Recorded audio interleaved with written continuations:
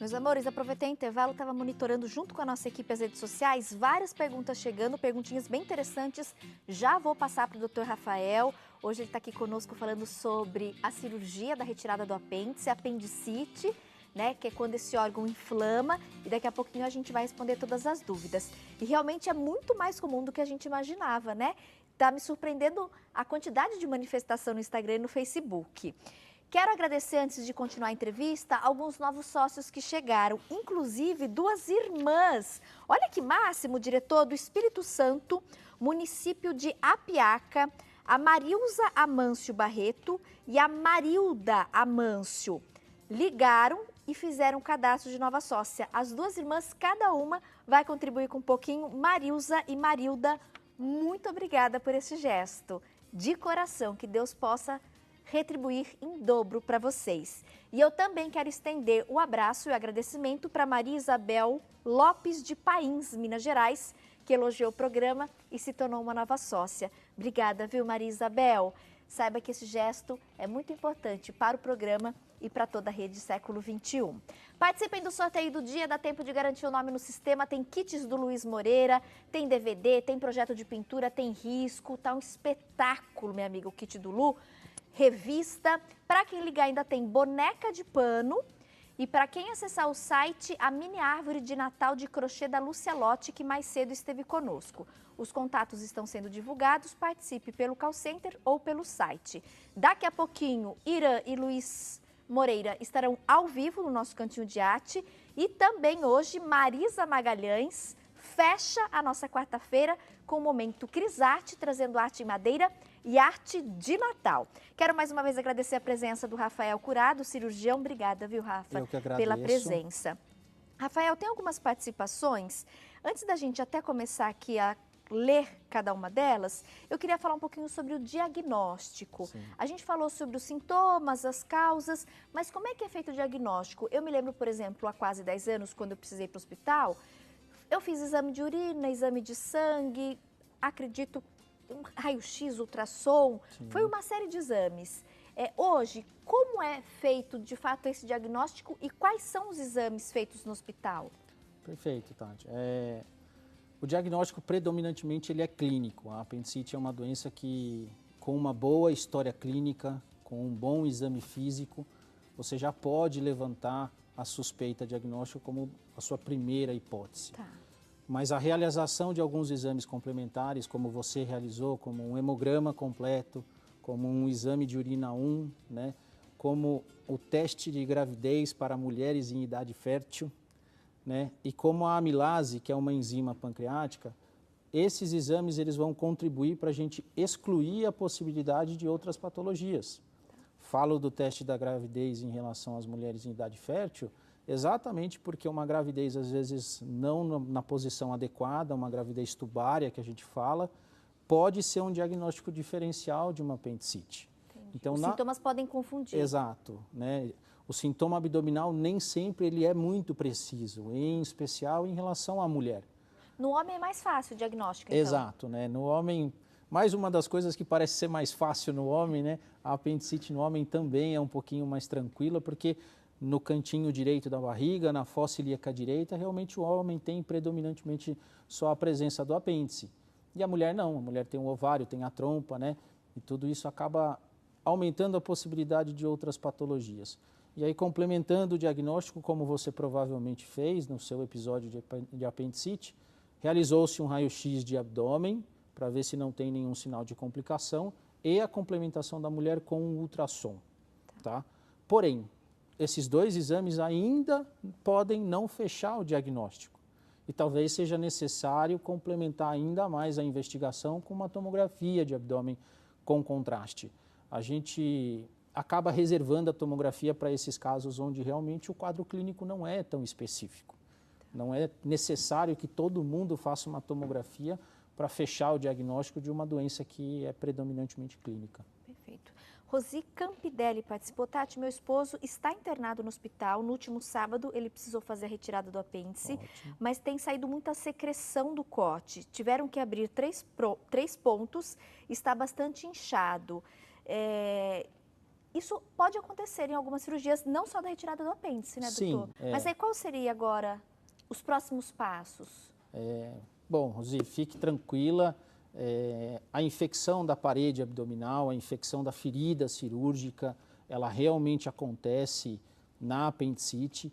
É relativamente comum? Em torno de 5% a 20%, né? Tá. Não é tão comum se você pensar que a maioria dos pacientes não tem isso, mas não há um sinal de gravidade. E a conduta a ser tomada é exatamente essa que foi feita. Você precisa abrir um pontinho para que essa secreção saia, senão essa secreção vai ficar retida, corre o risco de evoluir uma infecção, né? E aí formar pus e precisar de antibiótico. Então, acredito que, pelo que você colocou, realmente é o que precisa ser feito. Tá? Abrindo ponto, a secreção vai sair mais Vai fácil. saindo Em alguns casos, Exato. talvez drenar isso. Exato. Mas aí o médico vai avaliar conforme a gravidade. Mas não é com tanta frequência. Tá? A minha experiência, felizmente, a estatística é um pouquinho menor. O índice de infecção gira em torno de 5%. Até porque a gente acaba realizando a cirurgia por vídeo. A videolaparoscopia chegou para também algumas cirurgias de urgência e a apendicite é uma delas, né? Você há 10 anos acabou realizando a cirurgia convencional, né, por corte, que ainda é feita e resolve o problema da mesma maneira, mas a medicina evoluiu nesse sentido e a gente procura ao máximo sempre oferecer para vocês, os nossos pacientes, o melhor. E acredito que hoje... Então, não precisa necessariamente fazer o corte. Exato, a gente pode fazer só 3 pequenos furinhos na barriga, né, para realmente realizar a cirurgia da apendicite. Porque pelo furinho entra a câmera e a pinça. A câmera e as pinças que a gente precisa para poder fazer o procedimento. O que é a evolução da medicina, né, gente? Pensar que faz um furinho, entra um caninho com uma câmera, com pinça, faz tudo que tem que fazer lá dentro, tira o caninho e ficou aquela pintinha. Exato, as incisões são bastante pequenas, né? Pacientes pequenas como você, se a gente juntar as 3 incisões, dão 3 centímetros. Minúsculo. Exato. No caso de uma pessoa com mais idade, doutor, que às vezes tem algum problema cardíaco, ou mesmo uma gestante, se acontecer, né, essa inflamação do apêndice e precisar fazer a retirada do órgão, aí como é feito? A cirurgia por vídeo também é possível ser feita no idoso. O que vai restringir a indicação da cirurgia por vídeo é realmente alguma doença cardíaca mais grave ou alguma doença pulmonar, que não permita com que ele realmente possa respirar durante a cirurgia, né? Mas na gestante a gente tem algumas peculiaridades, né? Durante o primeiro e o terceiro trimestre da gestação, a gente preferencialmente faz a cirurgia convencional, a cirurgia aberta. O corte mesmo. O corte, porque a introdução de gás dentro da barriga para que seja realizada a cirurgia por vídeo aumenta o risco de alguma complicação no primeiro trimestre. E já no terceiro trimestre eu não tenho espaço para isso. O bebê já está grande, o útero já está grande e aí a pinça acaba não tendo espaço. O segundo trimestre é que gera algumas dúvidas. É possível fazer a cirurgia por vídeo? Sim, de forma segura, tá? Mas a gente acaba definindo muito em relação à vontade da mãe, né? A gestação é uma situação que deixa a mulher bastante sensível. Uma cirurgia de urgência vai trazer mais preocupações dela própria em relação à filha do que ela mesma. Então, a gente acaba, às vezes, decidindo na hora a melhor situação durante o segundo trimestre. O melhor caso ali, exato. A melhor indicação. A Gismaria participou também. Tati, tem uma amiga que sofre com muita dor. Passa e depois volta. E ela comentou, né? Tá semanas sem comer.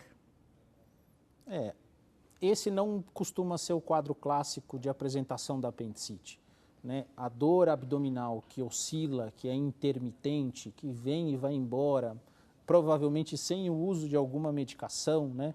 Não tem relação direta com o quadro de apendicite. E aí a gente precisa investigar outras doenças. De qualquer maneira, tem que ir no médico, porque se tem dor, é porque alguma coisa está errada. Tem que investigar, né? A gente pode ter dor que a gente caracteriza normal, sim, mas isso é o diagnóstico de exclusão. Eu preciso pensar em outras possibilidades, mas a dor da apendicite, ela é típica, ela só vai piorar. É aguda. É aguda. Ela não tem oscilação, ela começa e vai piorando. Exato. E vai piorando, né, doutor? E vai piorando. Até você criar coragem e ir ao pronto-socorro. Não, você não tem como... Exato. ou você vai para o hospital ou você vai para o hospital. Exato. O que me chamou a atenção aqui, que ela falou assim que passa, volta, ela tá algumas semanas sem comer, fala para a amiga ir para o hospital investigar, mas passar por um médico, mas provavelmente não é apendicite. Não há necessidade de você ir a um serviço de urgência. Né? Isso pode ser feito no consultório do seu médico de confiança. Para fazer um check-up. Exato, para fazer alguns exames aí direcionados de acordo com a história. O apendicite não tem. Não tem Começou a dor, só vai piorando, né, Exato. doutor? Faltou alguma informação importante que a gente não tenha abordado, doutor, e você acha importante e pertinente compartilhar com o nosso público? Eu acho que o tópico é extremamente pertinente, como você percebeu e eu coloquei hoje, a apendicite é uma doença frequente, é uma doença que prevalece no nosso meio, a gente ainda apresenta inúmeros casos. Foi importante rever toda a história do exame físico, do exame abdominal, dos sintomas e os exames necessários. E acredito que todos que estão assistindo puderam aprender um pouquinho mais e entender que com essas características a melhor orientação é que você vá para um serviço de urgência para passar por uma avaliação médica. Tá? Não adianta às vezes a gente ficar em casa achando que a dor vai melhorar e toma um remédio e faz um chá e são situações que realmente às vezes não melhoram e quando o diagnóstico é feito de forma precoce, a cirurgia acontece de uma maneira muito mais tranquila e a recuperação do paciente vai ser excepcional. A cirurgia por videolaparoscopia, como eu falei para você, é uma evolução que diminui dor pós-operatória, diminui índice de infecção de ferida operatória, diminui tempo de internação hospitalar. Uma cirurgia mais moderna, né? Exato. E permite com que o paciente retorne ao trabalho mais precoce. Então, a gente tem que realmente buscar o melhor para vocês e oferecer isso. Eu lembro, na época, eu tinha acabado de entrar na emissora e eu fiquei, acho que uns 3, 4 dias de castigo e eu me lembro que na madrugada, né, pós-cirurgia, teve a madrugada da cirurgia e na outra madrugada eu fiquei no hospital, eu me lembro, eu vomitei muito, doutor. Sim. Eu lembro que tive muito vômito, muito. Provavelmente assim, tem relação tanto com a dor pós-operatória ou às vezes até com alguma medicação anestésica que tenha sido feito, né? Por isso que nesse sentido a laparoscopia ela é mais benéfica, as complicações pós-operatórias são menores. E o pós é mais bem, rápido. Exato, bem mais tranquilo. E em casos sem nenhuma gravidade, em apendicites de graus iniciais, a gente preconiza às vezes a alta no mesmo dia. Olha que maravilha! Se a cirurgia for feita, por exemplo, no período da manhã, o paciente tem condições de ir à tarde e ir embora para casa. Que bom. Que bom. Viva a evolução da medicina, da tecnologia. Obrigada, viu, doutor Rafael? Foi um prazer recebê-lo. O prazer foi meu. Obrigado. Eu que agradeço o convite. Agradeço por todo o conhecimento prestado, compartilhado com os nossos telespectadores. Obrigado. E que a gente possa se encontrar em outras vezes com toda certeza. para falar mais sobre saúde. Perfeito. Bom restinho de semana. Obrigado.